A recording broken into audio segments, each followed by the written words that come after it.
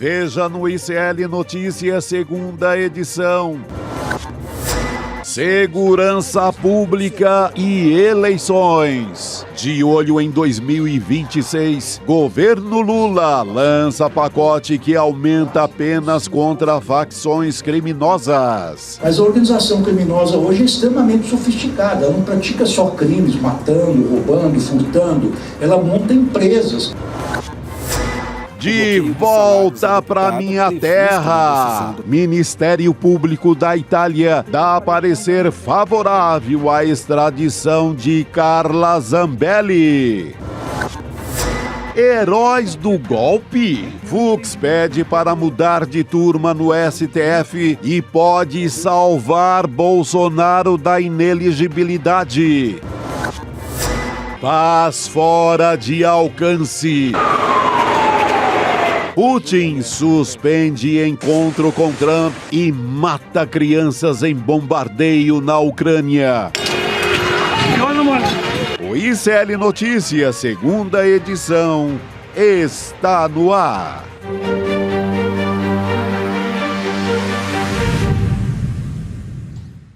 Olá, boa tarde. Seja muito bem-vindo, seja muito bem-vinda. O ICL Notícias, segunda edição, está começando. Estamos ao vivo nos canais do Instituto Conhecimento Liberta, nos canais de Eduardo Moreira, também da Voz Trabalhadora no YouTube. Boa tarde para você também que nos ouve pela Web Rádio São João, em Quixadá, no Ceará, e também na Rádio Cultural, na região da cidade de Torres, no Rio Grande do Sul. Já começo essa edição do ICL Notícias trazendo a informação de que o Conselho de Ética da Câmara dos Deputados aprovou nessa quarta-feira o arquivamento do processo disciplinar contra o deputado federal Eduardo Bolsonaro, que era alvo daquela representação do PT sob a acusação de ter articulado sanções nos Estados Unidos contra o Brasil. O Chico Sá já está aqui ao meu lado nos estúdios de São Paulo e também a Manuela Borges, apostos lá em Brasília, acompanhando de perto tudo o que tem acontecido. Chico, boa tarde para você. É difícil até de dar boa tarde já com essa notícia? É difícil. A gente estava entrando aqui em estúdio e recebe essa notícia. Isso prova o tamanho do abuso que essa turma tem, né? A turma é abusada, no pior dos sentidos. É a mesma turma que conseguiu aprovar a PEC da bandidagem, o Senado derruba, mas ela volta em pequenas manifestações, como essa que passa por goleada, 7-4. É 11-7, né? 11-7, 4 votos de vantagem. 11 votos a favor do relatório, que é próximo do Eduardo Bolsonaro, o delegado Marcelo Freitas, 7 votos contrários justamente ao arquivamento do processo. O cara ele tá desde fevereiro traindo o país lá junto à Casa Branca, ele não faz outra coisa. Ele recebe grana pública, o gabinete está montado, recebendo todo o aparato público. Só a Manuela para nos explicar que diabo é isso, como se diz lá no Ceará. Boa tarde para você, Manu. Aliás, desde o momento da escolha desse relator, a gente já falava sobre o risco altíssimo que a gente corria para que fosse realmente arquivada essa cassação. Boa tarde, Gabi, Chico, todo mundo aqui acompanhando as notícias de última hora. Realmente acabou de sair essa decisão, já era esperada. A gente já sabia que esse corporativismo dentro do Conselho de Ética iria sim vencer. O líder do PT na Câmara dos Deputados chegou a pedir a troca do relator, justamente porque o delegado Marcelo Freitas, o deputado que foi escolhido pelo presidente do Conselho de Ética, ele é amigo de Eduardo Bolsonaro, ele é a favor da anistia, ele já havia se posicionado dizendo que não via problema nenhum, não via nenhum tipo de quebra de decoro, assim como o próprio presidente do Conselho de Ética. Então, o líder do PT tentou pedir a suspeição do deputado delegado Marcelo, mas não foi acatado o pedido pelo Conselho de Ética e aí, mais uma vez, eles tratoraram. eles só não tratoram quem não tem força política, né? Por exemplo, o Gilvan da Federal, porque xingou a ministra Gleice. Tudo bem, claro que ninguém pode xingar, ofender a honra de ninguém, mas, ao meu ver, seria uma quebra de decoro muito menor do que o que Eduardo Bolsonaro tem promovido lá nos Estados Unidos. Ele pegou suspensão de 3 meses e ainda está respondendo. Janones, a mesma coisa. Ele xingou, fez uma brincadeira lá com o Nicolas Ferreira, chamou o Nicolas de Nicole, por causa daquele episódio que ele colocou uma peruca e foi querer tirar sarro das deputadas transexuais. Então o Nicolas não sofreu punição, mas o Janones também sofreu um gancho aí de 3 meses, suspenso, e também continua respondendo. Então é um corporativismo fortíssimo dentro desse Conselho de Ética. O pior é chamar Conselho de Ética, né? O pior é ter esse batismo, ter esse nome, um conselho capaz de uma medida, capaz de poupar o Eduardo Bolsonaro, depois de toda a demonstração de traição ao país. Ele, junto com o Trump, ele faz com que a Casa Branca imponham tarifas ao Brasil. Daí essa nova conversa, essa nova tentativa do Lula junto ao presidente dos Estados Unidos para reverter isso, ou seja, deu uma trabalheira miserável ao país, prejudicou a economia. O que acontece? Beneficiado pelos seus pares. Aliás, só para não deixar de trazer aqui, Manu, e vou passar a palavra para você de volta, mas a gente teve uma avaliação do portal UOL, fez um levantamento em 2022, relativamente recente, sobre o histórico do Conselho de Ética da Câmara, né, que já arquivou mais de 70% das representações apresentadas contra os deputados. Isso eu estou trazendo dados desde que ele foi criado, em 2001. Então, 212 processos, engavetando 152. Isso, claro, eu estou falando até 2022, mas é uma parcela interessante para a gente observar também em relação ao histórico desse conselho, né? Que é justamente de acabar absolvendo os parlamentares que são acusados.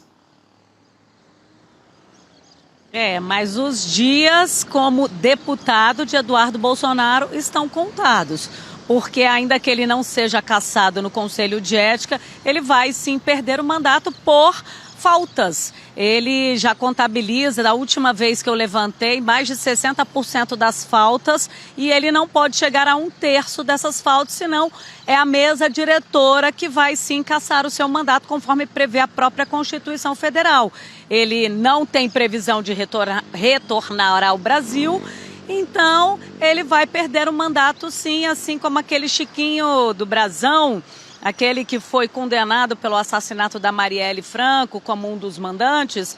Ele perdeu o mandato por faltas e não pelo Conselho de Ética. Isso aí traz um termômetro de quão perigoso era aquela PEC da blindagem ou da bandidagem, como viralizou nas redes sociais, né? Isso mostra que realmente, se os deputados precisassem do aval deles próprios para serem investigados ou condenados, praticamente todos sairiam impunes, por isso que ficou conhecida aí também como PEC da impunidade. Isso é uma loucura, né? O mandante de um assassinato, como o crime contra a vereadora Marielle, ele não é cassado pelo crime, é por um assassinato. Ele é pelas faltas. Isso diz tudo dessa Câmara. Eu acho que é um bom resumo mesmo, Chico. Pelo amor de Deus. Essa observação que você traz. Aliás, antes de a gente ter esse resultado, antes do início da sessão, a Manu, ela conversou com o deputado delegado Marcelo Freitas, do União Brasil, que é justamente o relator desse processo e que argumentou ali pelo arquivamento dessa representação contra o Eduardo Bolsonaro, né? E aí ele estava dando as justificativas a respeito dessa história, então acho que vale a pena a gente assistir agora para voltar a falar sobre isso. Vamos lá. a decisão do Supremo Tribunal Federal não muda em nada a decisão do órgão colegiado. Ao contrário, eu divirjo plenamente da decisão do Supremo Tribunal Federal.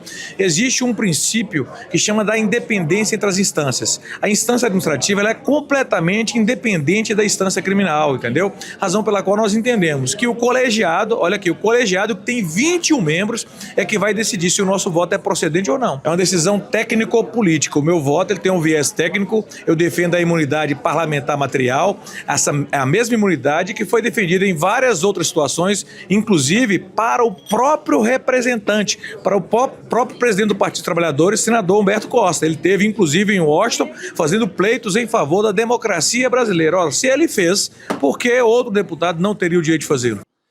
É muita cara de pau, né? O Humberto Costa foi um dia, como qualquer parlamentar vai, junto à Casa Branca, ou junto ao governo da França, ou qualquer governo, ou a qualquer parlamento de qualquer lugar do mundo, pode ir fazer uma reivindicação, fazer uma visita, fazer qualquer coisa. E ele mesmo se denunciou, né? Em favor da democracia. Isso não é crime algum. Agora, morar nos Estados Unidos, longe da Câmara, longe do gabinete, longe de tudo, para lutar contra o país dele. Gente, sem exercer o mandato no Brasil, exercendo por correspondência, não dá. Mas é muita cara de pau esse delegado, né? Eu dei uma apertada nele. Ah, que bom, pelo amor de Deus. Eu dei uma apertada, eu falei... Mas, deputado, o senador Humberto Costa foi pedir sanções contra autoridades? Ele foi bater no peito, gravar vídeo dizendo que ele estava trabalhando junto ao governo norte-americano para impor sanções? Aí ele ficou um pouco bravo, não gostou, disse que era contra e que a imprensa era vendida. Enfim, eu também questionei se não pesava, né, no Conselho de Ética o deputado Eduardo Bolsonaro ter sido denunciado pela Procuradoria-Geral da República por coação da Justiça e ele que está com processo aberto lá no Supremo Tribunal Federal. Aí ele também atacou o ministro Alexandre de Moraes, atacou a Suprema Corte, diz que não acredita no processo, que não existiu coação. Eu falei, deputado, ele próprio cria provas contra si mesmo. É ele que está produzindo essas provas, né? Não é a posição, não é o governo. Aí ele ficou meio que sem palavras. Não tem o que falar, né? Não tem o que responder. Você colocou a questão inteira, o que é para valer nessa história. Exato. E a Manu também falou sobre essa questão da presença que pode levar justamente à cassação do mandato do Eduardo Bolsonaro e parece que agora a gente vai ter que esperar isso acontecer para que realmente a gente veja algum tipo de justiça sendo feita para um parlamentar que usa o seu mandato para atacar o próprio país, né, e para sancionar economicamente e politicamente autoridades do próprio país. Mas eu quero trazer aqui a fala também do presidente do Conselho de Ética, o Fábio Choquette, que deu uma entrevista para o canal UOL. Ele também é do União Brasil e ele comparou o Eduardo Bolsonaro com um aluno para tentar ficar mais didático. Então eu trago aqui a fala dele. Um deputado federal tem sim que estar em solo nacional, tem que estar na Câmara dos Deputados, ao menos na terça e na quarta-feira, quando não está em licença médica ou quando não está em uma missão oficial autorizada pela mesa aqui da Câmara. É como numa faculdade. Por mais que o aluno tenha em dezembro nota para passar de ano, ele tem que ter uma frequência. Então, ele tentando ali... Nota o Eduardo Bolsonaro teria. Exato. Pelo amor de Deus. Pela nota é que não é. Boa pergunta, Chico. Pela nota é que não passa. Essa fala do presidente do Conselho de Ética foi só para referendar o que já prevê o regimento interno da Casa e a própria Constituição Federal. Então, ele sabe que contra isso ele não pode argumentar, mas ele também já falou publicamente que não vê nenhum tipo de quebra de decoro parlamentar na atuação de Eduardo Bolsonaro lá nos Estados Unidos. É isso, Manu. Eu quero trazer uma outra pauta aqui para a nossa discussão. Tem muita coisa acontecendo ali no Congresso Nacional nessa quarta-feira. Tem muitos projetos que estão sendo colocados em discussão. Até a gente vai ter dificuldade para falar sobre todos eles aqui, mas a gente pelo menos traz as principais questões que estão sendo colocadas nessa quarta-feira. E uma dessas grandes questões que a sociedade brasileira sempre vamos dizer, tira o sono dos brasileiros, é a questão da segurança pública, é uma pauta também que sempre entra nas eleições, então em 2026 tem muita gente olhando para isso. Tem uma pesquisa que foi feita pela Genial Quest, que saiu agora, apontando que 30% da população tem esse tema no topo da lista de preocupações.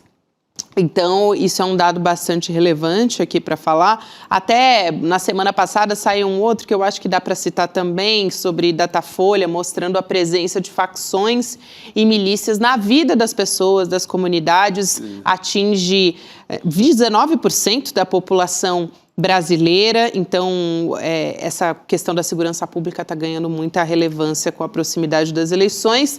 Até o Rio de Janeiro está muito de olho nisso.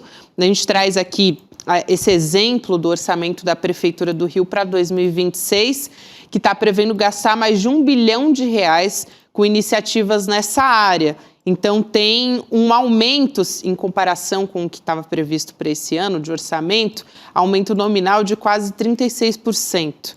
Isso é importante, então o tema vai servir de vitrine para o Eduardo Paes, que é prefeito hoje, né? Se ele deixar o cargo para concorrer a governo do estado, ele quer usar isso como uma vitrine também, está apostando nisso.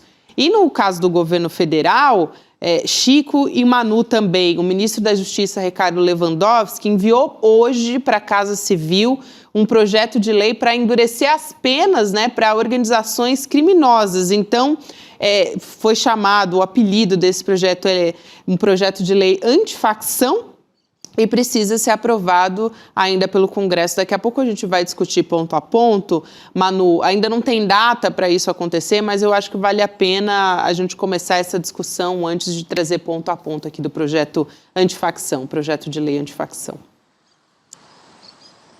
Sim, por isso que eu estou posicionada aqui atrás do Ministério da Justiça, o Palácio da Justiça. Teve essa coletiva, um café com o ministro, que detalhou para nós, inclusive ele enviou para a Casa Civil esse texto na nossa frente, por meio de um clique. Esse projeto vai ser analisado pela Casa Civil e pela Advocacia Geral da União antes de ser encaminhado ao Congresso Nacional. São vários pontos, como você mesma mencionou. E eu perguntei para o ministro se era um pacote fechado ou se poderia ser, inclusive, fracionado para facilitar a tramitação. Ele diz que pode sim ser fracionado, tudo depende, claro, do aval lá do Palácio do Planalto e da AGU para entender de que forma esse projeto pode melhorar a segurança pública, trazendo aí o endurecimento de penas e medidas contra o crime organizado. E aí eu vou trazer aqui também, pedir para colocar a nossa equipe na tela, alguns pontos desse projeto, Chico, para a gente poder comentar aqui também. Então, para quem me acompanha em vídeo e também em áudio, quem integra, né, o ponto número 1 que a gente destaca, promove ou financia uma organização criminosa, vai ter pena elevada para 5 a 10 anos de prisão. Tem também, né, o projeto criando a organização criminosa qualificada, pena de 8 a 15 anos de prisão, quando a atuação desse grupo envolveu controle de território ou atividades econômicas também, por meio de violência ou ameaça. Então, vai direto, quando a gente está falando desse ponto, a gente pensa primeiro em milícias, né, Chico? O primeiro ponto que a gente já vem na cabeça com esse destaque do projeto. Tem uma outra tela também que a gente destaca, esse crime passa a ser considerado hediondo, né? O crime cometido por organização criminosa qualificada. Então é inafiançável, não pode ser perdoado nem por indulto e nem por anistia. E aí, por último, para a gente discutir, tem a previsão de pena de 12 a 30 anos de prisão, que é uma das mais altas da legislação brasileira em caso de homicídio praticado a mando de uma organização criminosa qualificada. Então, destacando aqui esses 4 pontos que estão sendo colocados, E, Chico, me chama muito a atenção que a gente está falando dessa questão da organização criminosa, porque a gente acabou de falar da trama golpista, sim. que foi um dos pontos. Você vê o que eles embutiram ali, aí, né? Vetando a anistia. Justamente. Porque sabe que está todo mundo pensando em anistia, que a extrema-direita pensa muito em depois dar ali saidinhas, anistiar e etc. Então já é uma preocupação com isso.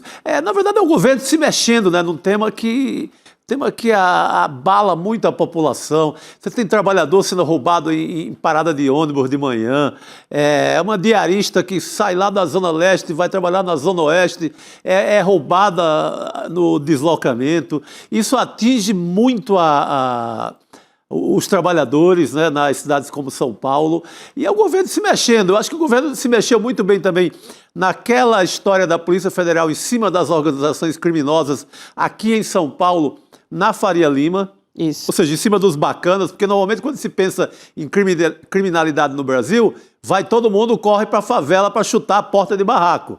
Agora o governo federal começa a se preocupar com os bacanas, com a turma da Faria Lima que se associa ao PCC. Foi uma medida muito importante.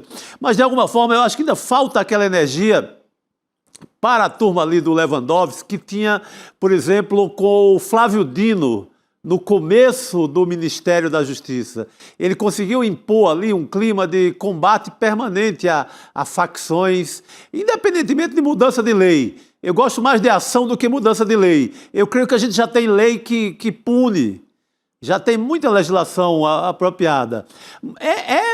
Assim, o governo tentando mostrar serviço, mas dá para imprimir um ritmo mais de combate, como a Polícia Federal fez agora no caso da Faria Lima, e como o Flávio Dino fazia no Ministério da Justiça. Ali era um belo modelo. Eu acho que ele, a essa altura, se continua aquele ritmo, o Flávio Dino estaria consagrado, porque era um governo federal mostrando preocupação com segurança pública no Brasil. Ele se comunicava muito bem também, Chico. Comunicava, né, muito bem o que estava fazendo. Isso. Exatamente. Por exemplo, ele adotou, porque não é invenção dele, um modelo muito simples, que era bloquear a grana de facção criminosa no Brasil. Vamos ali com o COAF, vamos em cima do dinheiro. Deixa os caras sem o dinheiro, pronto. Deixa os caras sem o produto do roubo. Era uma bela medida que eu acho que isso por si já seria um bom combate. Com certeza, uma coisa que diversos especialistas, pesquisadores dessa área da segurança pública sempre colocam é que o Brasil ele tem, por exemplo, coloca em prática ações que não tem evidência científica, então. Por exemplo, a polícia ostensiva, aquela coisa, não é uma lógica que realmente funciona necessariamente. Sim. Então, não aplica política baseada em evidência científica, porque segurança pública também é ciência, né? Então, os especialistas sempre apontam isso como um problema, também essa falta de ligação entre as polícias, né? Os estados também não têm nenhum tipo de ação coordenada entre as polícias, polícia civil, militar, nenhuma. Tem um esvaziamento completo das polícias civis, né? E esses são problemas assim que são históricos aqui no Brasil também para resolver essa equação, né, Manu? Exato, e a ideia desses projetos de lei, ou um único projeto de lei, é justamente esse, né? Justamente essa proposta desse projeto. Por quê? Primeiro, descapitalizar o crime organizado, como bem falou o Chico, follow the money. Então, hoje já existem determinações judiciais para bloquear os bens, para apreender veículos, apartamentos, só que às vezes o prazo não é tão rápido, então uma das mudanças é diminuir esse prazo, ser uma coisa automática, esse bloqueio de bens do crime organizado. Tem também esse Banco Nacional com os perfis e os dados dos integrantes de facções criminosas. Esse banco de dados vai ser compartilhado por toda a segurança, todas as forças de segurança, Polícia Civil, Polícia Federal, Polícia Rodoviária Federal, guardas municipais. A ideia realmente é integrar o sistema de segurança pública, como tem também a PEC, né, que o ministro também já encaminhou para criar esse sistema de segurança pública único, um sistema único de segurança pública. Esse projeto vai estar tramitando, é uma proposta de emenda à Constituição, já está lá no Congresso Nacional e vai tramitar de forma separada. Mas é uma forma de ampliar e colaborar e, na verdade, me faltou aqui até a palavra, complementar esse projeto, que esse projeto visa atacar o crime organizado, mas sim, a segurança pública tem que estar unificada, tem que ter os dados tramitando no sistema, como muito bem a Gabi falou. Do contrário, fica enxugando gelo, né? Prende aqui, solta ali, não conhece o perfil do criminoso. Então, tem também a história de criar um CNPJ fictício. O ministro detalha isso, a gente tem esse trechinho, né, da fala dele. Para que serve esse CNPJ fictício? A polícia, o sistema de segurança, vai poder criar uma empresa falsa para lidar com o crime organizado, para infiltrar no crime organizado e penetrar e entender de perto como é que acontecem essas transações. Justamente, follow the money, para poder atuar na ponta, onde que eles estão ramificados, que tipo de transações são feitas, justamente para tentar aí coibir essas organizações e todas as ramificações, inclusive fora do país, ampliando os acordos de cooperação internacional. Manu, aproveitando que você citou essa fala do ministro Ricardo Lewandowski, a gente vai assistir esse trecho agora. Vamos lá. O que se tem hoje, tradicionalmente, em outros países, é infiltração de policiais, que se fazem passar por delinquentes, que agem como se fossem membros da organização criminosa. Mas a organização criminosa hoje é extremamente sofisticada, ela não pratica só crimes, matando, roubando, furtando, ela monta empresas que transacionam com outras empresas. Então, nós perfeitamente, as autoridades podem eventualmente criar uma empresa fictícia para transacionarem com essas empresas usadas como fachadas ou usadas para fins ilícitos e assim perceber o modus operandi, o modo como operam essas empresas. Então, esse exemplo que traz a Manu justamente sobre criar um CNPJ para entender como é que funciona, né, Manu, internamente esse esquema das organizações criminosas. E também fortalecer a inteligência das polícias. É o que vocês falaram, não é chegar derrubando um barraco lá na favela. Não, é chegar no topo, é na Faria Lima, né? Essa operação Carbono Oculto que aconteceu, que desbaratinou o trabalho das fintechs junto com o crime organizado, aí abraçando essa organização criminosa. Então, a ideia é trabalhar com inteligência, com investigação, para poder cortar o mal pela raiz. São mais de 80 facções criminosas hoje atuando no Brasil, de acordo com o ministro da Justiça, Ricardo Lewandowski. É isso, Manu. Obrigada por hoje. A gente trazendo aqui os destaques que a Manu acompanhou muito de perto, o lançamento desse projeto, que ainda não tem data para ser avaliado no Congresso Nacional, mas é uma primeira ação do governo federal, mostrando uma preocupação com isso para as eleições de vai enfrentar um Congresso que é a favor da PEC da bandidagem, vai enfrentar um Congresso que libera geral para o Eduardo Bolsonaro. É isso. Vai enfrentar um Congresso onde estão acusados de envolvimento com o PCC.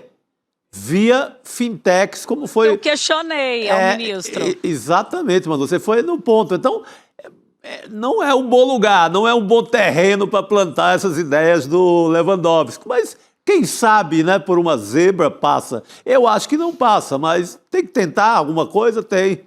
A extrema-direita também quer voto em 2026, né? Agora... Mas não vai querer a ideia do governo Lula. É isso. Vai querer aquelas ideias de extermínio. Polícia na rua, né? Aquela ideia de esquadrão da morte, aquela coisa daquela natureza da extrema-direita. Não vai querer combate efetivo ao crime, isso. Bloqueio de bens, bloqueio da grana. Não, eles querem aquela história da rota sair, que o Maluf fala desde 1900, a rota na rua, vai querer aquele tipo de coisa, sem nenhuma novidade.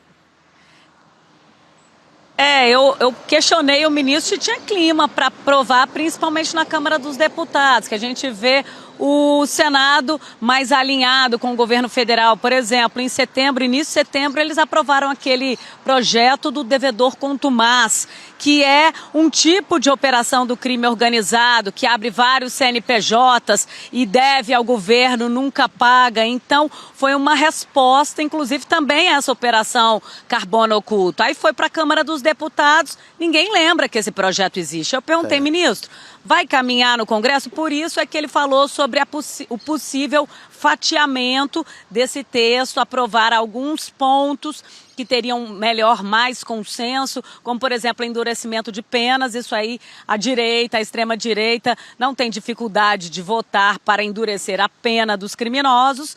E alguns pontos que pode ser mais fácil de tramitar. Então, é meio que nesse sentido. Mas ele diz que há sim uma boa vontade, que ele acredita no Congresso brasileiro. Temos que acompanhar. É isso aí. Isso aí, Manu. Obrigada por hoje. A gente se vê em breve, querida. Bom trabalho por aí em Brasília. Um beijão. Valeu, gente. Ótimo programa. Um beijo grande. Boa noite, querida. Manu. Agora a gente chama Rodrigo Viana para nossa mesa redonda nessa quarta-feira. Estava aqui lembrando do Maluf, com a sua frase clássica. É que, além de tudo, é um cacófato, né? A rota. Ele gostava de a rota na rua. De políticas que você mostra, mas que não funcionam de verdade, né? Para você dizer que está fazendo, e é algo que a extrema-direita faz muito bem nessa área da segurança pública, né? Atuar por meio do medo, colocar o medo nas pessoas, mas você não tem uma política efetiva de resolução. Ilude, né? Ilude como, sei lá, a política de segurança agora do Derrite aqui em São Paulo. Vai lá na Baixada Santista, mata 30 pobres, e pretos de preferência, segundo a política deles, aí quer passar para a população de São Paulo, que está combatendo o PCC, que está resolvendo. 5 dias depois, o PCC estava batizando até o drink da classe média de São Paulo. Ele estava matando gente no aeroporto. Matando gente no aeroporto à luz do dia. Então, são operações que nada resolve, só ilude, né? Matamos 30 pobres. Então vai ter menos criminalidade. O raciocínio medieval é esse. Resolve nada, mas o cara vai lá, mostra na TV, no horário eleitoral, estamos no combate firme. Aí vai o PCC ali a 10 metros do gabinete dele, no Palácio dos Bandeirantes, continua com todas as operações. O PCC, junto com as fintechs, algumas fintechs, não são todas, na Faria Lima, botando para quebrar. Então é ilusão.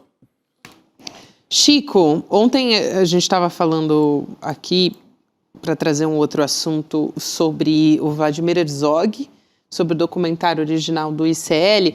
O lançamento vai ser amanhã. Opa. Então eu queria trazer esse convite aqui para a nossa comunidade.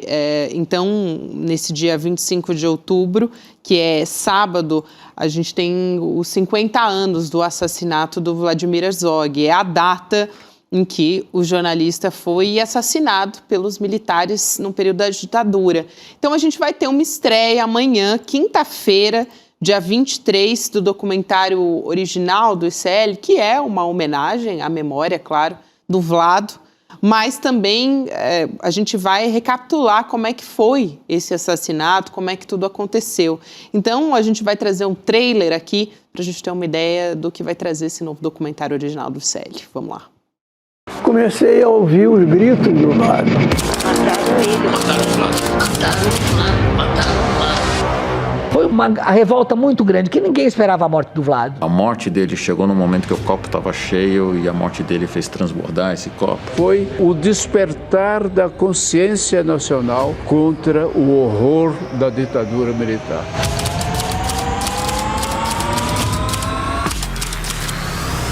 Falar de Vlado hoje é falar da linha dura do Exército de 75, que desagou em Bolsonaro, que elogia a Ustra no impeachment da Dilma.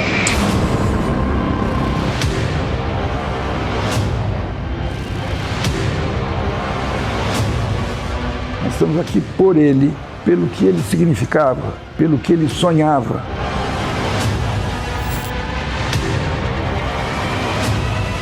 Tem que sempre falar desses casos para que a gente consiga justiça para essas pessoas, reparação para as famílias e, principalmente, buscar a não repetição. Então vai ser amanhã, logo depois do N2, Rodrigo, colado com a gente aqui, 7 horas da noite, a estreia do documentário do Vlado. E no fim de semana, um ato para lembrar os 50 anos. Aqui em São Paulo, um ato né? público lá na Praça da Sé. Vai repetir, na verdade, o ato ecumênico. No mesmo local onde houve o ato ecumênico comandado pelo Dom Paulo Evaristo Arnes e por outras lideranças em 75. Então, amanhã, quinta-feira, o documentário e no fim de semana, no sábado, se não me engano, né? Isso. No sábado, a missa para relembrar os 50 anos da morte do Vlado Herzog. E também tem a estreia do podcast, né? Podcast. O podcast é Herzog, a foto e a farsa, que o Camilo Vanucci, que vai narrar toda essa história, ele fala especificamente sobre aquela foto que foi forjada, como se o Vlado ele tivesse cometido suicídio. Mas a gente sabe que é um símbolo das mentiras da ditadura, essa foto, né? Justamente. Então, vai lá em isl.com.br/Herzog, ativa o seu lembrete para você não perder. A gente já viu aqui, né, um gostinho do que vai ser o documentário, mas está realmente muito, muito bem feito. E a gente precisa continuar lembrando, né, honrar a memória do Vlado e continuar aí na luta, junto com os familiares e os amigos, né, que perderam muita gente. Não, e assim, é muito triste, mas é muito importante isso que aparece aí no trailer, né? O Vlado foi morto no DOI-CODE, comandado pelo Ustra. Né? E o torturador. E o Ustra é o ídolo do Bolsonaro, que vai para a votação do impeachment da Dilma, fazendo louvação ao Ustra. Os filhos, o Eduardo Bolsonaro usa camisa, com o Ustra como se fosse um herói, e era um torturador. Isso, quer dizer, essa história que ficou debaixo do tapete até certo ponto, acabou permitindo que o Bolsonaro fosse eleito defendendo torturador. Então a gente tem que contar mais e mais essa. Ela diz muito sobre o Bolsonaro, que foi esse personagem que ganha a eleição no Brasil. Agora eles estão aí dizendo que são a favor dos direitos humanos do pai, né, que está passando por... Todos eles. Mas nunca se preocuparam com as mortes da ditadura, né? Não, e ele não está pendurado no pau de arara, o Bolsonaro, ele está em casa. Ele tá fazendo festinha de aniversário, ele está recebendo o Valdemar todo dia. Está tendo todos os direitos que a Constituição e a democracia permitem. Não é a ditadura, lá sim, ditadura, pau de arara, tortura e morte, né, Gabi? Inclusive não é tem outros bolsonaristas aí pedindo direitos humanos, né, presos por aí afora. Nós vamos falar daqui a pouco de uma outra personagem aí também, né? É isso aí. Vamos seguir aqui para falar desses personagens da extrema-direita. A Cristina Serra está chegando aqui para conversar com a gente com uma notícia a respeito disso também, mas antes vou dar boa noite para a Cris, minha querida amiga, que aliás também está no Em Detalhes amanhã junto comigo. Conversei com ela agora há pouco. Boa noite, Cris. Boa noite. Oi, Gabi, boa noite, Rodrigo e Chico. Boa noite, querida. Cris, trazendo então essa notícia que saiu agora há pouco do Ministério Público da Itália, que deu um parecer favorável para a extradição da deputada federal Carla Zambelli para o Brasil, informação da Advocacia Geral da União. Ela está presa ali desde o final de julho, dia 29, para ser mais precisa, por uma decisão da Justiça da Itália, que considerou um risco de fuga muito grave por parte da deputada. A Carla Zambelli, só para a gente não esquecer, ela foi condenada aqui no Brasil pelo Supremo Tribunal Federal porque foi uma invasão aos sistemas do Conselho Nacional de Justiça. Então, antes que o Supremo decidisse pela condenação definitiva dela, aí a Carla Zambelli fugiu para a Itália. Até antes ela esteve nos Estados Unidos, né, fez toda aquela volta, mas aí, nesse momento, que até estava se procurando a Carla Zambelli, ela foi incluída na difusão vermelha da Interpol, justamente por conta disso. Ela confiava que não ia acontecer nada com ela na Itália. Ela disse, né? Isso. Ela falou que ela era inalcançável na Itália. Talvez tenha sido o grande erro dela se ela ficasse nos Estados Unidos, hein, Cris? Como ficaram o Figueiredo, o próprio Eduardo Bolsonaro e outros, Alan dos Santos. Talvez nos Estados Unidos ela tivesse mais protegida. Foi para a Itália. Ou até aqui mesmo, um recurso aqui, outro recurso lá, um Luiz Fux no meio do caminho, ajeita para lá, ajeita para cá. Era melhor do que ter fugido. Mais uma notícia ruim para eles aí, Cris. Olha, é que essa gente, além de ser golpista, é burra, né? E não sabe avaliar direito as situações e acaba metendo os pés pelas mãos, como foi o caso da Zambelli. Certamente a melhor escolha para ela teria sido os Estados Unidos, né? Certamente, não tinha que ter dúvida com relação a isso. Tanto é que tem outros lá que estão muito tranquilos, né? Eduardo Bolsonaro, Paulo Figueiredo, sei, não há ordem de prisão contra eles, mas eu estou dizendo assim, esse pessoal é muito bem aceito e protegido pelos Estados Unidos atualmente por motivos óbvios. O fato é que esse rebutalho bolsonarista, sabe, pode demorar o tempo que for, enfim, todos eles estão sendo alcançados pela mão da justiça brasileira, né? Estamos aí vendo o julgamento dos golpistas todos no Supremo Tribunal Federal, na primeira turma, né? E esses que não estão no processo do golpe, mas que são golpistas igualmente, como é o caso dessa Zambelli, né? Vai responder também, tudo dentro do devido processo legal. Vocês estavam aí falando ainda há pouco, né?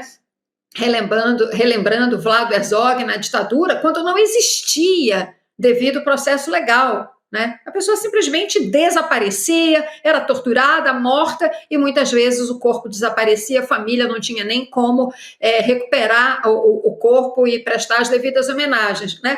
Que é essa ditadura que esse povo defende, que essa Zambelli defende. Ela não, ela está sendo julgada com todos os rigores, dentro de todos os rigores da lei da Itália, país do qual ela é cidadã, ela tem a cidadania italiana, e vai chegar aqui no Brasil e também aqui responderá perante a lei, perante o nosso judiciário, tudo dentro da lei, mas vai responder. Isso. Por enquanto é o Ministério Público, né, Gabi? Quer dizer, é muito parecido com o que acontece aqui no Brasil. O Ministério Público dá o seu parecer, aí a Justiça, em geral, leva em consideração e acolhe, mas pode também não acolher, pode ter um entendimento diferente, mas tudo leva a crer que, com esse parecer do Ministério Público italiano, não, deporta. Então, aí a primeira instância vai dizer deporta, ela ainda vai recorrer à segunda instância na Itália, à Corte Maior na Itália, que eu não sei exatamente o nome, enfim, isso pode levar alguns meses, mas o fato é que em 2026, provavelmente, a Carla Zambelli vem cumprir pena aqui no Brasil, ela e Bolsonaro, lado a lado, cumprindo pena em 2026. A gente espera. Juntinhos. Agora soltar a mão dela e não conseguiu, né, Chico? Vão se reunir na prisão. Se bem que o Bolsonaro não quer mais saber dela a essa altura, né? Já mostrou que é desprezo total. Eu ia só destacar assim, que a justiça italiana tem sido muito correta em relação a esse caso. Você veja, por exemplo, quantas vezes ela tentou, a ex-deputada tentou moleza ali na cadeia, mostrando que estava muito doente, não tinha como cumprir pena. Ia lá uma junta médica, olhava de forma científica e via que estava tentando aplicar um caô. Então não colou até agora. Ela pediu para responder, para esperar a decisão da justiça italiana de extradição, num apartamento de uma amiga, que foi onde ela foi presa, né? Ela foi presa num apartamento de amigos lá na Itália. Então ela queria permanecer nesse apartamento. Mas a justiça italiana tem dito, não, tem risco de fuga. E tem mesmo, né? A gente sabe que os bolsonaristas, podendo, vão escapulir. Acho que ela deve estar arrependida. A essa altura, gostaria de ir para casa para ver se, corre para os Estados Unidos de volta, seria o caminho para ela evitar a prisão. Mas não vai. A Carla Zambelli, muito provavelmente em 2026, lado a lado com o Jair na cadeia, Gabi. É isso. O Cris, tem um outro assunto que está aqui suscitando muito debate no nosso chat a respeito do Luiz Fux, essa saída do Luiz Fux, né, que ele fez um pedido para deixar a primeira turma ali do Supremo Tribunal Federal. E, bom, a gente já falava sobre isso aqui ontem, que não tem clima nenhum com os colegas da primeira turma do Fux, depois daquele voto vergonhoso para tentar absolver o Bolsonaro e também os demais condenados do núcleo crucial da trama golpista. E na segunda turma ele tem um desafeto, que é o Gilmar Mendes, de longa data, só que ele tem dois ministros que estão alinhados com ele ideologicamente falando. Então, o Nunes Marques, o Cássio Nunes Marques e também o André Mendonça, que são ministros que têm um alinhamento maior, né? Foram indicados, na verdade, pelo Bolsonaro e que têm um alinhamento normalmente com pautas relacionadas ao bolsonarismo. Aí tem uma outra pulga que foi colocada atrás da orelha, que é essa possibilidade do Fux levar para a segunda turma o recurso contra a inelegibilidade do Jair Bolsonaro, né? E com o voto do Fux, dá para a gente inferir que teria maioria nessa questão. E aí são várias questões que são colocadas. Eu fui aqui perguntar para alguns advogados, a nossa colega Damares Medina disse que, como o Fux é o relator desse processo, né, existe essa possibilidade, mas tudo pode mudar o tempo todo, tem questão de ordem para que o caso seja analisado pelo plenário, enfim, tem várias questões que são colocadas, mas uma delas, que eu acho que é muito importante de ser levada em consideração também, é a condenação do Jair Bolsonaro pela própria trama golpista, porque isso também leva à inelegibilidade do Bolsonaro. Então, eu acho que é mais um barulho. Né, porque, veja, Cris, ele está inelegível pela decisão do TSE, ali era questão eleitoral, e ele fez o recurso, e esse recurso está na mão do Fux. Então, o Fux poderia botar debaixo do braço, levar para a segunda turma e falar, opa, aqui temos 3 votos para ali anular a inelegibilidade. Mas ele está inelegível, vai ficar dentro de poucas semanas por causa do julgamento do golpe. De qualquer maneira, o Fux tem aí uma caixa de ferramentas para causar confusão ainda no Supremo, né, Cris? Rodrigo, isso sempre é possível, né? Alguém já falou, no Brasil até o passado é incerto, né? Imagina qualquer coisa que envolva regimento do Supremo, né? Qualquer regimento, aliás, você puxa daqui, estica dali, você consegue moldar de acordo com a conveniência. Mas é isso que você falou, Bolsonaro está condenado e será preso daqui a bem pouco tempo, né? Pelos atos golpistas, ele estará preso, ele não poderá ser candidato no horizonte curto, na próxima e nem na outra eleição, enfim, né, vai saber ele com todos esses problemas de saúde, onde é que vai estar depois dessas eleições. Então, assim, não tem como. Agora, sim, o Fux pode fazer isso, levar esse recurso para a segunda turma, onde, é claro, ele teria maioria lá, né? Porque lá estão os outros 2 bolsonaristas, né? O terrivelmente evangélico e o Cássio com K. Agora, ainda assim, né? Ainda que ele queira fazer isso, o que caracterizaria, assim, de uma maneira muito clara, né, uma manobrazinha, assim, bem rasteira, né, fazer isso, mudar de turma, que aí eu vou levar para outra turma onde eu tenho maioria, isso é coisa de moleque. Isso é coisa de moleque. Ainda assim, ele não pode decidir isso assim sozinho, não, sabe?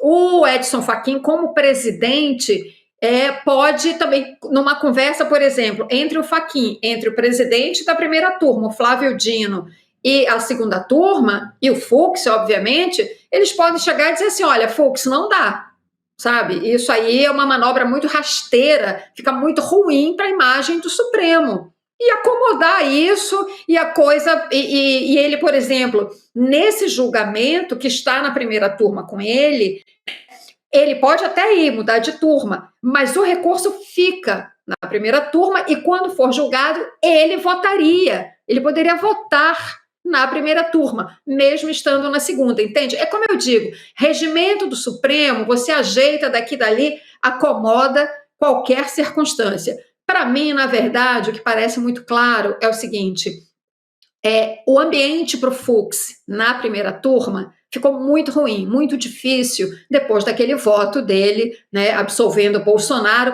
e não é só porque ele absolveu o Bolsonaro, é pela maneira como ele fez isso, né, com aquele voto interminável, aquela coisa insuportável que ele fez, né, que agride o próprio tribunal, né, a maneira como ele fez aquilo, né, se sobrepondo aos demais, atrasando o julgamento, fazendo um voto muito mais longo do que o próprio relator.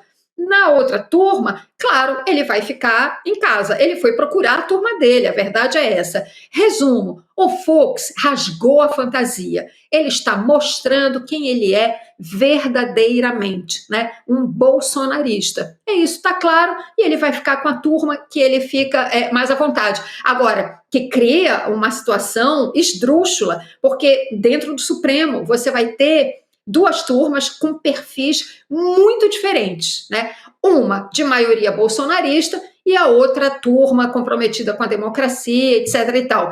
Esse fla-flu interno, digamos assim, que está se caracterizando com essas 2 turmas, Isso é muito ruim para o Supremo. Verdade. O Agora, Cris... o papel dele, né, é um papelão, né, Sim. tentando salvar de forma tardia ali, puxar o último recurso possível para salvar a pele do Bolsonaro, né? E aquele voto dele é tão desmoralizante porque ele citou vários mestres do direito internacional e todos negaram que quisessem dizer aquilo em suas teorias do direito. Errajoli, né, que é o mestre do foi garantismo. o principal, mas né? todos negaram que era aquilo que estava escrito nos seus estudos.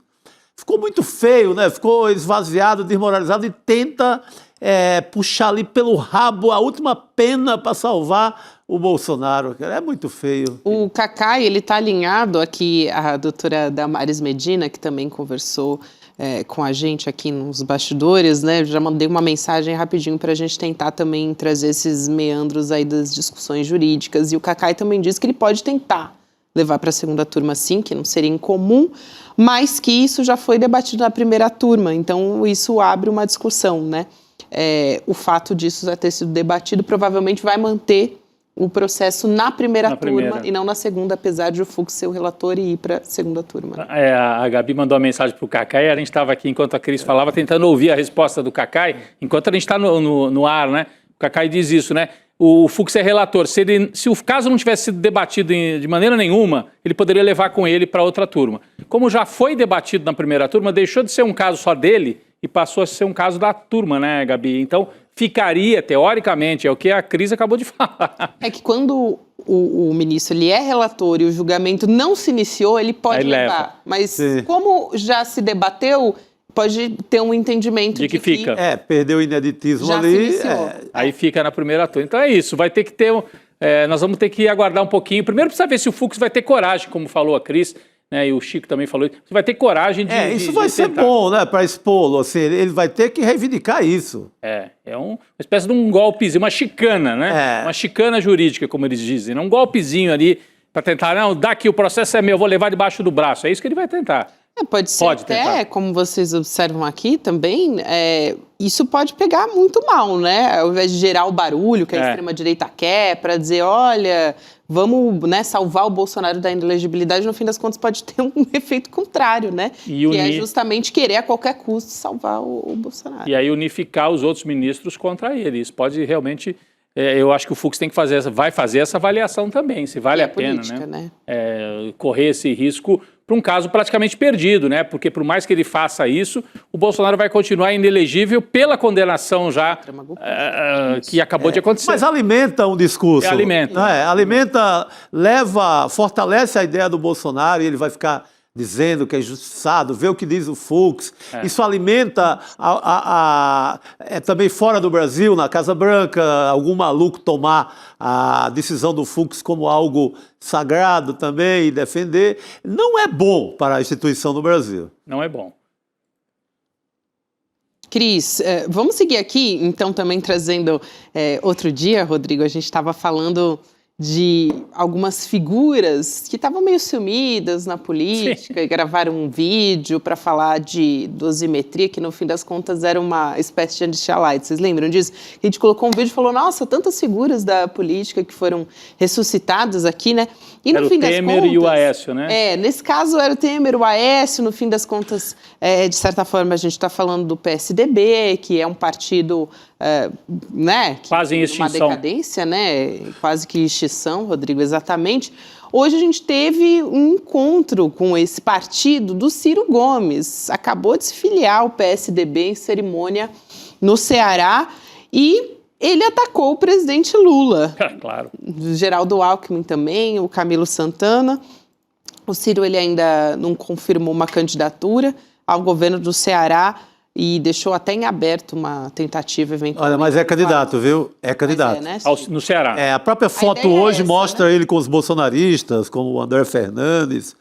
A foto revela a candidatura dele já em aliança com, eu ia dizer, com o pior do bolsonarismo, não, com a nata do bolsonarismo. Que é o André Fernandes, que quase foi eleito prefeito, né? Com aliança com o prefeito de Juazeiro do Norte, o Gleidson, que também é bolsonarista. É uma aliança Bolsonaro e aquela turma antiga do Tasso e do Ciro. Turma lá dos anos 90. Então ele volta para o partido que o projetou nacionalmente. Ele foi filiado a outro. Só que essa turma toda mudou, ou para o PT ou para o PSB. Só voltaram ele e o Tasso. Só o Tasso Gereissati. E agora com o reforço do bolsonarismo do Ceará. Certo. Você acha que ele não vai tentar a presidência, então, pela informação que você tem lá no Ceará? Não, ele fica no Ceará mesmo. Assim, a prefeitada toda já posta foto, junto com o Ciro, nosso candidato ao governo do Ceará. A não ser que ele se empolgue aí com alguma pesquisa e mude o rumo. Certo. O rumo da prosa. Mas no momento, o candidato... As visitas dele, assim, às regiões, é como candidato a governador do Ceará para acabar com... diz literalmente, para acabar com Camilo Santana e com o irmão e com todo mundo, que não seja ele, né? Mas vai acabar cumprindo, né, Cris? Mesmo que ele seja candidato no Ceará, ele acaba cumprindo uma tarefa que é de tentar enfraquecer o PT, onde o Lula é mais forte, que é no Nordeste, né? Tentar derrotar o PT no Ceará, Bahia e Ceará, né? Além do Piauí, enfim. Mas são os estados mais populosos, né? Com uma economia importante, Ceará, Bahia. Pernambuco também, mas daí não é o PT, é o PSB. Mas o Ceará, derrotar o PT no Ceará é uma tarefa que, se o Ciro se propõe, ele quer ajudar a extrema-direita nacionalmente. Eu não sei como é que você vê esse retorno do Ciro, até simbolicamente, para o PSDB, Cris. Olha, Rodrigo, eu acho que o grande perigo disso que o Ciro está fazendo é exatamente esse que você mencionou, é causar um estrago dentro do Ceará, né? Um estrago para o PT no Ceará, um estrago para a campanha do Lula, a reeleição, né? Que a gente sabe, é esse o cenário que está sendo desenhado. Porque é onde o Ciro ainda tem algum capital político eleitoral, né? É o estado dele, onde ele construiu a carreira dele. Ele está voltando, né? O Ciro fez aquela trajetória, assim, né? Ele, num dado momento, parecia que ele tinha feito aquele percurso de 180 graus. Agora ele está completando 360, está voltando exatamente para o ponto de partida dele. Ele começou na política na direita, né? No partido de sustentação da ditadura. E foi se movendo gradualmente em direção à centro-esquerda, digamos assim. Nunca considerei ele um candidato de esquerda, mas ele se apresentou, e não como centro-esquerda, né? Me pareceu sempre. E ele, em determinados momentos da história recente, das campanhas presidenciais, ele teve um papel importante, ele trazia temas para o debate muito importantes, e me pareceu, em muitos momentos, seriamente comprometido com a democracia. Agora, com este movimento que ele faz, né, é que nem o Fux que a gente estava falando há pouco, rasga a fantasia, está aliado com o que há de pior, né, na política brasileira, que é o bolsonarismo. Só que no Ceará, infelizmente, ele, com essas alianças que ele está fazendo, ele pode sim fazer um estrago danado ali, sabe, e tirar muito voto da esquerda.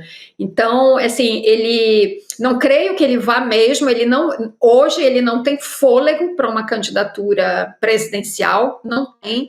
Eu acho que ele vai tentar justamente aproveitar esse capital eleitoral residual que ele tem no Ceará, que não é um resíduo qualquer, ele tem um capital eleitoral lá para se reerguer politicamente, né? E ele ainda tem tempo para exercer a política, ele é um político ainda jovem, né? E ele pode mais à frente dar outro salto para esta campanha, né? Para este ciclo eleitoral de 2026, me parece que o projeto dele é sim local, regional, né, e que significa uma grande dor de cabeça para o PT, que tem na região Nordeste, né, a sua grande pujança eleitoral. Exatamente. A Gabi descreveu aqui a imagem, né? Acho que o Chico, agora eu não me lembro que falou da imagem, ele ao lado do André Fernandes, né? Não, foi o Chico, desculpa. Cris, você fala que ele pode gerar estrago. A eleição para a Prefeitura de Fortaleza, no ano passado, o André Fernandes, bolsonarista, quase ganhou, faltou 1%, lembra? Já contou um pouco com o apoio dele, com o apoio do PDT, eles estavam, Roberto Cláudio e tal. Então, por 1 ponto percentual, que a extrema-direita não ganha Fortaleza. Agora você imagina, formalmente, essa extrema-direita que é forte na capital, né, com André Fernandes, que é forte em Juazeiro, que tem ainda prefeitos espalhados aí com uma certa capilaridade, não tanto como no passado. Então, a capacidade, o Camilo Santana vai ter que cortar um dobrado. O Ciro não é favorito, temos que dizer não isso. Né? Não. O Ciro é um candidato competitivo, mas ele um pouco abaixo. Hoje ele não tem a força do Camilo Santana no Estado, porque a maioria dos prefeitos está com o Camilo. Está com o Camilo. E com o governador. Ou no PT ou no PSB. Então, ele não tem a mesma força do Camilo, mas é um candidato competitivo. Digamos que a direita finalmente encontrou um candidato competitivo no Ceará inteiro, não só em Fortaleza, que sempre teve. Certo. E aí a gente tinha imagens, esse é do evento de hoje, né? Isso. Da ficha de filiação. A gente tem o Ciro Gomes ali muito próximo ao Tasso Gereissati, né? É uma coisa aí meio nostálgica, né, do que aconteceu ali nos anos 80... Porque o Tasso é que puxa o Ciro, né? O Tasso era o mais veterano. Quem faz o Ciro? O Tasso que põe o Ciro, ele era considerado senador, né? O Tasso é que traz o Ciro e fala, é um jovem talento e tal, e o Ciro é governador muito jovem, com menos de 40 anos, ele se torna governador do Ceará e depois vira ministro da Fazenda do Fernando Henrique por causa desse mandato dele de governador e pela ligação com o Tasso Gereissati. Então, ele tem uma história, a história mais exitosa e vitoriosa dele de exercer poder foi no PSDB. Depois nunca mais ele exerceu poder. Exatamente. Ficou sempre tentando. Foi ministro do Lula também. Foi ministro do Lula, é verdade. Governo do Lula também. Então, mas assim...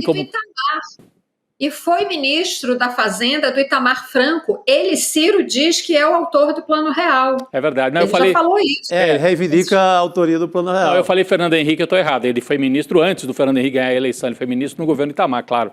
Tem toda a razão. Obrigado, Cris. É isso aí.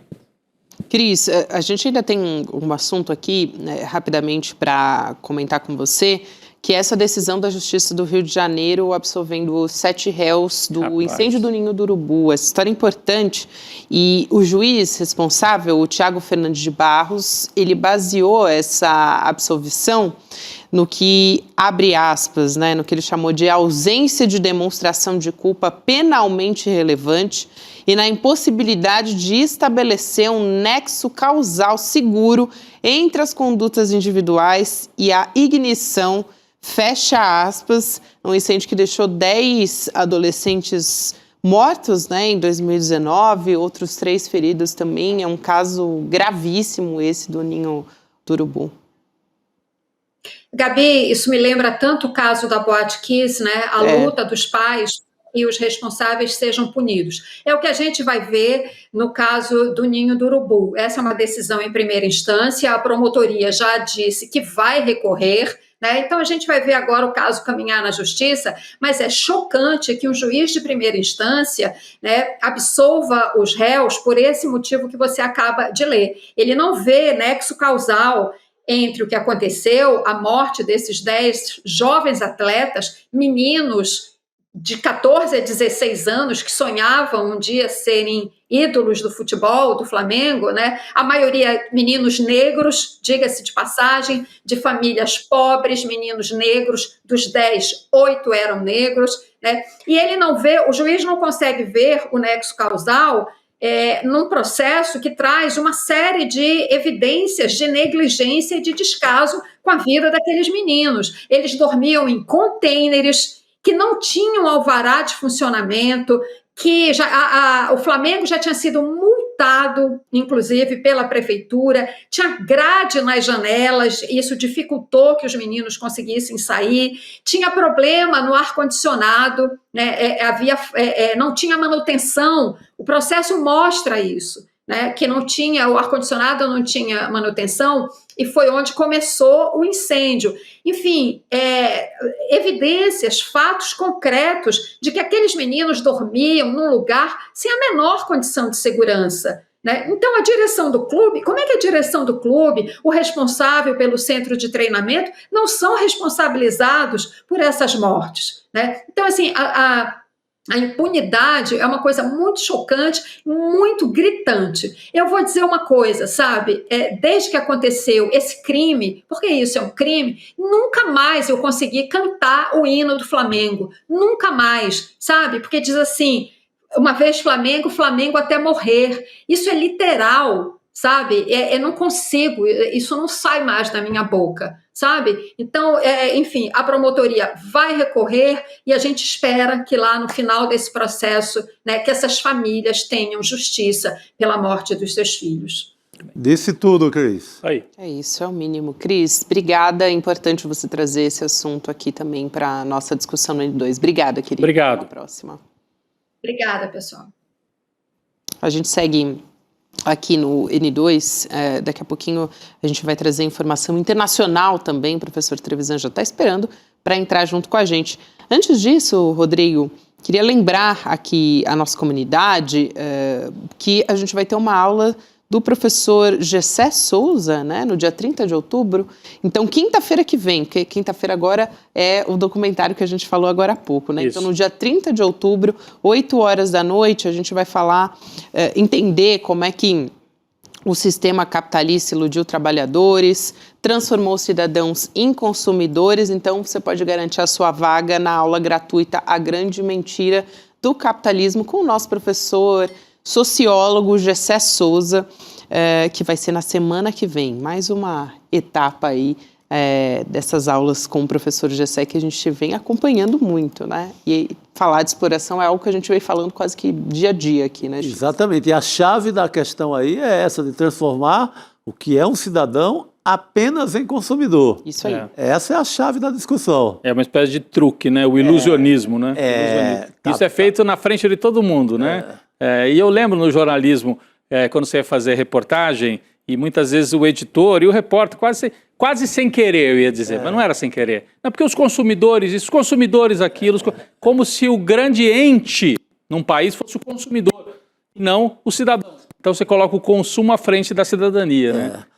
Esse é um truque importantíssimo. Porque aí você tira, você troca o direito, né, o direito do cidadão pelo valor da compra, pela compra. Ele só vale o que ele pode comprar. Ele não vale por estar vivo. Exatamente. Se você não tem dinheiro, você não vale. Né? Não vale. Sim, e um consumidor passivo é o que, né, segura essa estrutura de exploração também das elites, que é algo que o professor Gessé estuda há muitos anos. Exatamente, Então, semana que vem a gente descobre tudo sobre essa aula em sln2.com.br, que vai ter a mediação de Eduardo Moreira. Vamos seguir aqui falando de assunto internacional. Eu prometi, professor Leonardo Trevisan, vem conversar com a gente a partir de agora. Professor, boa noite, seja muito bem-vindo. Boa noite. Como vão vocês? Boa noite, Rodrigo, Gabriela, Chico, como estão todos? Muito obrigado pelo convite. Professor, boa noite, querido. Muito bem, com expectativas sobre a possibilidade desse encontro, né, do presidente Lula com o Donald Trump nessa viagem para a Malásia. Pode ser que o encontro realmente aconteça e está tudo sendo ali arquitetado, né? Os negócios estão em andamento. E seria uma reunião que seria uma continuação tanto daquela conversa telefônica, né, do presidente Lula com o Trump, como também daquele encontro entre o Mauro Vieira também e o Marco Rubio. Então, queria te ouvir um pouco sobre essa expectativa. Em primeiro lugar, imagino que negociação sobre as taxações do Brasil, mas eu não quero deixar de perguntar também sobre essa questão da América Latina, principalmente esses ataques contra a Venezuela. Se o presidente Lula, de repente, pode colocar isso na discussão também? Esse ponto é importante, né? A Venezuela, o papel do Brasil, não como protetor da Venezuela, que ela não precisa disso, mas o papel do Brasil como o maior país dentro de uma ideia de América Latina. Nós temos há 50 anos nenhuma invasão militar na América Latina. Isso precisa ser preservado, né, por décadas. Então, há um princípio que eu acho que une a América Latina e isso precisa ser lembrado. Mas, bom, vamos falar pela tua ordem, né, que é a questão, primeiro, do Lula com o Trump. Né? Eu acho que, sabe que a viagem do Lula ela tem um ponto de parada anterior, ele dá uma paradinha anterior, né? Ele dá uma paradinha em Jakarta, na Indonésia, né? E não é de graça. Né? É um recado muito claro. A Indonésia é um país grande, a Indonésia é um país de 280 milhões de habitantes, um país fortemente industrializado, muito conectado à China e que está se transformando num parceiro comercial importante do Brasil. Vamos lá. Né? A carne que os americanos não compraram, praticamente 18% dessa carne foram comprados pela Indonésia. Isso é um recadinho, né? É um recadinho. Né? O Lula será recebido numa visita de Estado, ele vai receber um título de doutor honoris causa, ele tem uma importância bastante significativa. O X da viagem é o fato de que o presidente Lula vai conversar com o presidente Trump, se isso for possível nas agendas. Sim, vamos dizer, é o prato principal. Né? Mas o fato de que o presidente Lula está abrindo mercados na Ásia é a primeira vez que um representante brasileiro estará nessa reunião da ASEAN, né? Que é a Associação de Nações do Sudeste Asiático. Ali são 10 nações integrantes, o Timor-Leste entra na próxima reunião, são 10 nações que reúnem um PIB bastante significativo. Né? E, de alguma forma, é uma janela aberta para negócios do Brasil. O convite veio do anfitrião da Malásia, né? Que também está comprando produtos brasileiros, também está entrando nisso. Né? A Ásia dá recados, né? Essa entrada é importante. Se de fato acontecer a reunião entre o Trump e o presidente Lula, os dois presidentes, ela acontecerá num espaço geopolítico novo. Esse fato ele tem que notar. Eles vão falar lá de igual para igual, como presidentes que foram recebidos mais ou menos nas mesmas condições na ASEAN. Isso tudo tem significado diplomático. Né? O presidente Lula fez como ele brincou, não é? O presidente Lula fez uma petroquímica em relação ao presidente Trump. Eu prefiro aquele discurso inicial, desde o início. Eu converso com todo mundo, eu só não tenho medo de ninguém. É disto que nós estamos falando. Né? Imaginar que o presidente Lula vai ter medo de cara feia ou de situações desse tipo, eu acho inocência. Segundo, né, o papel comercial dos Estados Unidos no Brasil está estacionário. Se a gente observar com alguma calma, a preocupação maior é da AmCham, a preocupação maior é de manter contato com o Brasil. O que os Estados Unidos têm com o Brasil é do interesse deles. Vamos deixar isso bem claro. O que nós temos de interesse com os Estados Unidos são produtos que outros compradores no mundo podem reatar esses contatos. Há 6.000 empresas que os Estados Unidos têm algum tipo de cadeia produtiva integrada. Isso quer dizer o seguinte: fabrica aqui no Brasil, vende para lá. Fabrica um pedaço nos Estados Unidos, completa aqui. Isso não é substituído de uma hora para outra. Comprar café, comprar carne é substituído, sim, bem rapidamente. Nós estamos numa posição, vamos deixar isso bem claro, com todo o respeito que um PIB de 30 trilhões exige. Nós estamos numa posição que não é daquela tradicional submissão a uma potência maior. Nós podemos, sim, e o presidente Lula vai usar exatamente isso, falarmos de igual para igual com respeito mútuo. É interessante, né, Gabi? Chico, professor Trevisan, que acontecendo na Ásia, isso fica mais claro ainda, né? Bom, o Lula já foi aos Estados Unidos, foi recebido pelo Biden, e aí também não tem problema nenhum. Mas como o Trump, a gente sabe como é que o Lula ir à Casa Branca podia dar aquela impressão de que você está se dirigindo à metrópole, sabe como é que é? O sujeito da colônia indo até a metrópole, né? E não é isso que o Lula quer, e nem o Itamaraty, vamos ser bem corretos também, não é só o Lula, não é porque o Lula está na presidência, porque o Itamaraty tem essa tradição de independência nacional também, né? Então, ser na Malásia, eu achei muito boa a descrição do professor, também tem esse caráter simbólico de que ali nenhum dos dois manda, nem o Lula nem o Trump, eles estão em condições iguais, apesar dos Estados Unidos terem o peso que a gente sabe, né, Gabi? Quer dizer, tem mais peso econômico, né? Tem peso econômico. Agora, não tem subserviência, não tem ninguém comandando o teatro ali, né, Chico? Que na Casa Branca o Trump comanda o teatro, né? E não tem o medo da pegadinha ali de última hora, do cenário da Casa Branca que vai ser montado, Exato. de alguma arapuca do Trump. De botar um vídeo que depois tem que ser desmentido, como ele fez com a África do Sul. Né? Falou de racismo reverso. É isso. Professor. Com certeza. Vai. Eu acho. Fale, não, Gabriel, professor, fica à vontade, pode concluir. Não, eu ia só completar exatamente isso que o Chico mencionou, né? Eu achei que a palavra dele, ele achou a palavra certinha. É arapuca. Porque arapuca não é só quando ele coloca o vídeo falso. É arapuca quando ele puxa o assunto e traz auxiliares para esmagar o contendor. O Zelensky que o diga. Né? Que não foi o único. Ele fez isso com o Macron. Verdade. Então, de fato, é território minado, né? De fato, é território minado. Portanto, né, vamos devagar com andor. É isso aí.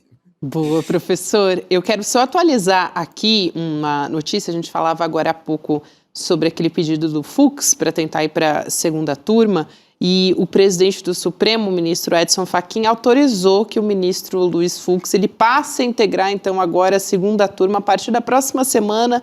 Isso já deve mudar. O Barroso, então, saindo do STF, abre a vaga, inclusive, na segunda turma no Supremo. Então, tá confirmado. Agora será o Luiz Fux que vai ocupar essa vaga. Ou seja, vai procurar sua turma, Fux. Ele foi, né? Foi procurar sua turma. Procurar que é o André Mendonça e o Cássio Nunes Marques. Ele acha que ele vai se encaixar melhor, né? Só para concluir o assunto anterior, enquanto a gente falava aqui, rodaram imagens do Lula chegando ali à Indonésia, né? Ele ainda não chegou à Malásia. Aí em Jacarta, são imagens que estão nas redes do Lula, provavelmente feitas pelo Ricardo Stucker, né, que acompanha o presidente Lula. Então é a chegada de Lula, recebido ali com honras, claro, de chefe de Estado, em Jacarta, na Indonésia, e só depois ele vai para a Malásia, e aí sim, no fim de semana, deve ocorrer, vamos esperar um pouquinho também, né, o Trump é cheio de surpresinha, mas tudo indica que no domingo, aí sim, na Malásia, na Ásia, o encontro com o Donald Trump, Gabi. Perfeito, essas imagens para quem está nos acompanhando em vídeo que a gente mostrava agora aqui enquanto a gente conversa com o professor Leonardo Trevisan. Eu também quero atualizar a situação de momento. Eu falei sobre essa possibilidade da pauta da Venezuela, não só a Venezuela, mas principalmente porque o Trump ele atacou o próprio Gustavo Petro, também da Colômbia, nesse assunto, mas atualizar a situação a respeito disso, né? Porque hoje aumentou a tensão. Pela primeira vez, os Estados Unidos atacaram um barco no Oceano Pacífico, bem perto da América do Sul, porque os ataques eles estavam acontecendo no Mar do Caribe. Sim, do outro lado. Aliás, a maior manifestação nesse sentido, né? A maior mobilização do ponto de vista militar ali nessa região. E o secretário de Guerra, o Pete Hegseth, ele disse que, claro, a embarcação estava transportando drogas. Então, essa é a justificativa que os Estados Unidos têm dado, né, professor? Falando do narcotráfico e não, claro, nem menciona a questão do petróleo, muito menos a questão comercial da China e também da Rússia, essa proximidade também com a Venezuela, né, professor? Olha as imagens aí do barco atingido no Pacífico, né? Acho que a gente ia mostrar as imagens do barco que foi atingido. A Gabi dizia, olha só, destruição. Pela primeira vez, o ataque do lado do Pacífico e não só do lado do Mar do Caribe. Desculpa, professor, só para completar que as imagens estavam na tela aqui agora. Não é exatamente. Você fez bem de fazer essa menção, porque isso aí, me perdoe, a lei internacional é clara sobre isso. Isso é um ataque ilegal, né? Não há provas, ele não tinha prova alguma de que se tratava de, como ele mesmo disse, o Peter Hegseth, de narcoterroristas. Onde é que está essa evidência? Né? Segundo ponto, né? A Marinha norte-americana só pode agir em guerras declaradas. Aonde está a declaração de guerra? Aonde você tem um Estado narcoterrorista, da onde estão esses dois? Né? Não há um jurista, mesmo nos Estados Unidos, que concorde com esses ataques. Existem leis internacionais, os quais os Estados Unidos são subsidiários, são subscritores. Né? Então, portanto, as coisas estão saindo do prumo. Né?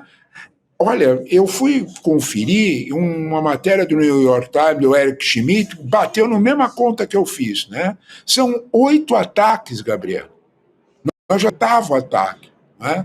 Já tem 30 anos. Então, porque a gente está imaginando isso, mas isso começou lá atrás, na primeira semana de setembro. Nós já temos quase 2 meses esses ataques sucessivos. Né? De alguma forma, quando se olha para isso, e os ataques estão ocorrendo nem sempre em águas internacionais, ampliado ampliado para o outro lado, para o lado do Pacífico. Né? Onde eles vão isso? Né? Primeiro, quais são as evidências que esses barcos minúsculos transportavam drogas? Aonde está a evidência? Porque uma coisa é você prender o barco, eu chamo a atenção para o que aconteceu com 2 sobreviventes de um ataque a um barco equatoriano. Foi o 6º ataque. O barco explodido a gente teve uma morreram 2 aqui na internet, tá travando, né, tá travando. o professor Leonardo Trevisan, professor, a gente vai tentar retomar aqui o contato com o professor Trevisan. Esse é o 8º ataque, são 34 civis já mortos. E ele dizia que no 6º ataque houve sobreviventes. Foi o único em que houve 2 sobreviventes e o professor ia trazer alguma informação. Eu estava até curioso de saber o que essas pessoas, esses sobreviventes, de um único ataque onde houve sobreviventes, não é isso, Trevisan? Você ia explicar para a gente que no 6º ataque, se não me engano... Gente, agora vocês já voltaram a me ouvir. Voltaram a me ouvir? Sim. Muito bem. Vamos lá. Retome então. Ótimo, ótimo. Então vamos seguir nisso. Né? Eu estive olhando, né, o importante é o seguinte, no 6º ataque, no ataque a um barco equatoriano, 2 pessoas morreram e 2 pessoas saltaram no mar. A Marinha norte-americana, cumprindo as regras internacionais, recolheu. Os 2 equatorianos foram deportados para o Equador. O Equador recebeu os 2. Veja bem, nós estamos falando do Equador do Noboa, hein? Só que ele cumpriu a lei. E o Ministério Público do Equador não apresentou denúncia sobre esses 2 cidadãos como traficantes, porque não tinha evidência alguma de que eles eram traficantes. Esse fato é importante. Isso está no New York Times de ontem. Não é nenhum segredo de Estado. Né? Então, desculpe, nós precisamos olhar isso com a devida cautela. São 8 ataques já. E a única oportunidade que se teve com 2 sobreviventes, o Ministério Público de um país que é coligado aos Estados Unidos, todo respeitoso aos Estados Unidos, o Ministério Público disse, desculpe, eu não consegui encontrar nenhuma evidência de que eles são, abre aspas, no estilo do Peter Hegseth, narcoterroristas, uma tipificação bem estranha, né? Bem estranha. Porque até onde eu sei, quem trafica droga não tem ideologia, ele trafica droga. Pois é. Ele está atrás de dinheiro. Professor, mas voltando àquela fala da Gabi no começo, né? Se esse tema, será que o Lula vai levar esse tema também para o Donald Trump? Eu acho curioso porque hoje eu vi eu não lembro exatamente em que órgão de imprensa aqui no Brasil, dizendo o Itamaraty teme que as falas de Lula em defesa da soberania de Venezuela e Colômbia atrapalhem as conversas com o Trump. Aliás, o Lula já falou da soberania da América Latina. Já falou. Não citou Estados Unidos, nem Venezuela, mas estava falando disso. Então teme, né? O Itamaraty teme. Mas agora, claro, o Lula pode calibrar e falar, bom, eu falo, mas no encontro com o Trump talvez não leve esse tema. Se o senhor fosse apostar, o Lula vai levar esse tema também, dos ataques aqui aos barcos, dessa pressão contra a Venezuela e a Colômbia, para a conversa, para a mesa com o Trump? Sabe o que eu acho? Os Estados Unidos já conhecem muito bem a posição brasileira, Rodrigo. Porque nós temos um fato real, né, do qual nem eu, nem você, nem ninguém sabe o que aconteceu. Antes da célebre conversa do Marco Rubio, daqueles 2 grupos, que durou 1h10, né, em que estavam presentes ministros brasileiros, ministros americanos, estava presente o Jameson Greer, lembra? Tudo isso. Antes disso começar, por 15 minutos, a sala foi esvaziada e ficaram só os 2 chanceleres. É isto. O que o nosso amigo disse, Mauro Vieira disse, para o nosso amigo também, Marco Rubio, ninguém sabe. O que se sabe é que o tom da conversa, em seguida, foi muito amistoso. Ponto. Esse é o ponto, Rodrigo. Porque, provavelmente, a pessoa, com a firmeza característica do Itamaraty profissional, que o Mauro Vieira muito bem representa, o que foi dito para ele foi o seguinte: querido, nós ainda pertencemos ao Ocidente, mas não faz tanta força, tá? Porque nós podemos mudar de ideia. Primeiro foi dito isso. Segundo, né, nós não assinamos o acordo, a rota da Road and Belt Initiative, nós não assinamos ainda a rota da seda nova chinesa, mas podemos assinar. Nós ainda não abrimos tudo para a entrada das empresas chinesas no Brasil, né? Estamos só numa série de coisas de infraestrutura, né? Mas o Porto de Xangai está aí para a gente pensar direitinho, e se nós olharmos para o Porto de Xangai, não vai ter um deputado da bancada agrária, do agronegócio, que vai reclamar. Eles vão aplaudir. Claro, é isso. Porque a Ásia é o grande mercado. E o Porto de Xangai reduz o preço de frete. A tua pergunta é nesse contexto, Rodrigo, que eu desconfio que o presidente Lula, com a habilidade que lhe é característica, né, ele vai seguir aquele princípio que ele já fala muitas vezes da dona Lindu, né? A gente é educado, a gente pede licença, mas entra. É isso aí, professor. É disso que nós estamos falando. Né? Professor. É disso que nós estamos falando. Né? Então, de alguma forma, ele vai dizer, olha, nós somos do Ocidente, mas nós somos latino-americanos. Nós temos uma expressão... Né? Se vocês quiserem brincar com a coisa, eu sou capaz de fazer uma aposta pequenininha, de 10 aulinhas minha, vai. Mas 10 aulinhas eu aposto. Até a diplomacia argentina vai pensar 2 vezes de apoiar uma invasão na Venezuela. Claro. Boa, professor, vamos continuar então essa conversa, porque acho que ainda tem muito a gente destrinchar. A conversa vai acontecer no final de semana e em breve a gente vai conversar de novo com o professor na Trevisan, semana seguinte, já analisando. Acabando, né? Mas a gente vai precisar, porque tem muito pano para manga ainda, professor. Obrigada, sempre um prazer te receber. Obrigado. Eu é que agradeço a boa conversa. Rodrigo, Chico, Gabi, muito obrigado pela conversa, que é muito, muito interessante. Sempre, um abraço para vocês, meus amigos. Obrigado, boa noite, é um prazer professor. receber o professor Trevisan. Falando em professor, na sequência, teremos o professor Lindener Pareto no Provocação Histórica, conversando com a também professora historiadora Alene Clemecha, para falar sobre o que resta de Gaza. A professora Alene Clemecha é especialíssima nesse tema, aliás, uma das maiores intelectuais que a gente tem para falar sobre isso. Sem dúvida, belo programa. Não percam. Gente, vamos acompanhar então vamos a partir de agora? Boa noite, Amanhã a gente está de volta, tá tudo normal aqui no N2, na nossa programação. Falou, pessoal, boa noite. Até amanhã. Comecei a ouvir os gritos do lado.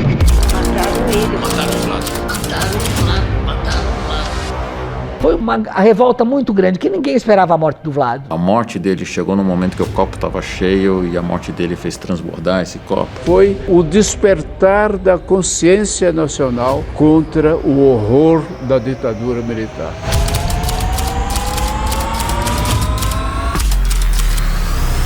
Falar de Vlado hoje é falar da linha dura do Exército de 75, que desagou em Bolsonaro, que elogia a Ustra no impeachment da Dilma.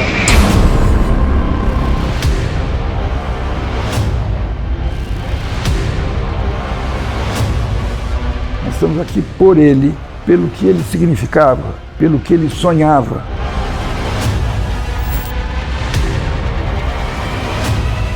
Tem que sempre falar desses casos para que a gente consiga justiça para essas pessoas, reparação para as famílias e principalmente buscar a não repetição.